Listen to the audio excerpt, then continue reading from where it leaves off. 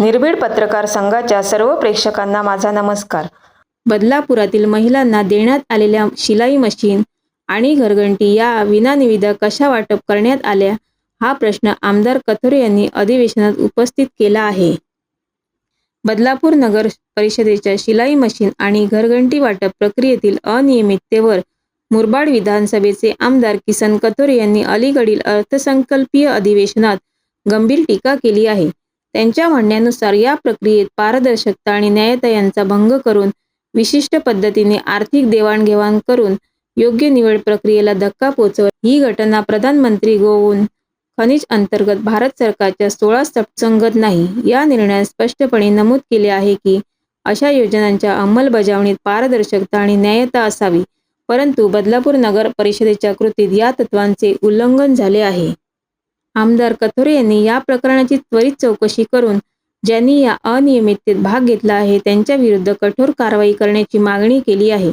त्यांच्या म्हणण्यानुसार अशा प्रकारच्या घटनांमुळे सरकारच्या योजनांची प्रतिष्ठा धोक्यात येते आणि सामान्य नागरिकांचा विश्वास उडतो।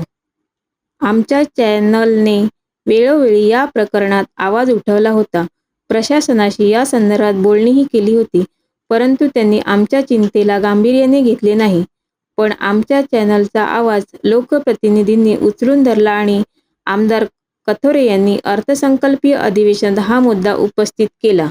आमदार किसनजी कथोरे। प्रधानमंत्री गौण खनिजच्या अंतर्गत महिलांच्या सक्षमीकरणाकरता कुळगाव बदलापूर नगर परिषद हद्दीतील महिलांना शिलाई मशीन व घरघंटी वाटप करण्यात आले। 2.5 कोटी रुपयाच्या या शिलाई मशीन घरघंटी करताना विनानिविदा कशा काय काढण्यात आल्या याची म्हणजे चौकशी करणं गरजेचं आहे।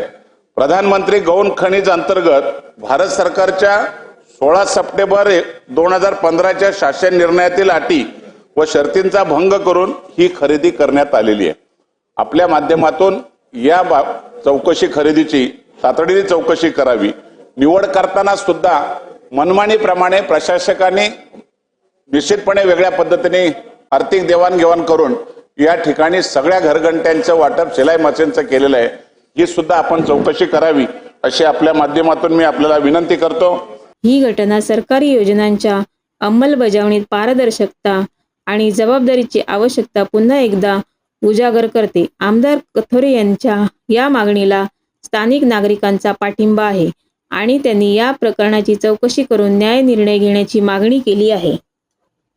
आपण सर्वांनी अशा प्रकारच्या अनियमिततेविरुद्ध आवाज उठवणे आवश्यक आहे आणि सरकारी योजनांचा लाभ योग्य व्यक्तीपर्यंत पोहोचेल याची खात्री करणे आवश्यक आहे।